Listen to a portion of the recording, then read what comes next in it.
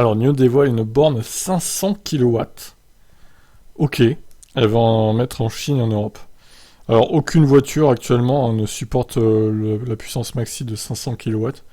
Donc, ce sont des bornes inutiles pour l'instant, du moins. Peut-être que dans l'avenir proche, ça sera le cas. Donc, NIO veut implanter des bornes de puissance de 500 kW, 650 A en Chine ainsi qu'en Europe. Pour l'heure, les informations restent rares, mais tout porte à croire que ces dernières seront accessibles à tous, alors que Quinn Nyong, patron de NIO, a profité de la conférence pour appeler tous les constructeurs à ouvrir leur réseau de charge à tous les possesseurs de voitures électriques. À titre de comparaison, le réseau de superchargeurs Tesla V3 se limite à une puissance de 250 kW contre 350 kW pour le réseau Unity. Une puissance de 500 kW est donc vraiment très élevée et devrait permettre de réduire fortement les temps de charge. Ouais, alors quid de la durée de vie des batteries avec une telle puissance de charge par contre, waouh. Les bornes 500 kW pourraient permettre d'atteindre la recharge en 10 minutes promise par KTL en 2023. Le concurrent GAC avait produit une borne de 480 kW capable de charger une batterie de 0 à 80% en seulement 8 minutes.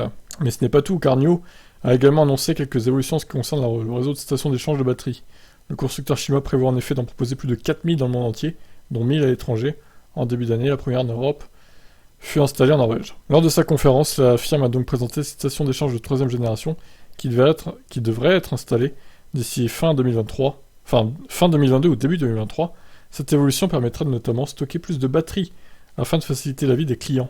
Eh ben, en tout cas, on peut pas dire qu'ils font semblant, hein. Bande de 500 kW, station d'échange de batteries, ça rigole pas chez NIO. Alors à quand l'interdiction du logo NIO aussi par Citroën en France? Parce que bon, c'est pas un chevron, le truc en haut, mais de loin ça ressemble quand même fortement au logo Citroën. Donc il pourrait bien leur prendre de vouloir interdire NIO, regardez de loin là, on dirait presque le logo Citroën quoi. Incroyable, c'est le même, hein. De près évidemment on voit que c'est pas le même, mais de loin en vrai, ils auraient des arguments pour le faire interdire celui-là. Pour le coup, plus que Polestar je trouve. On verra si ils le font ou pas.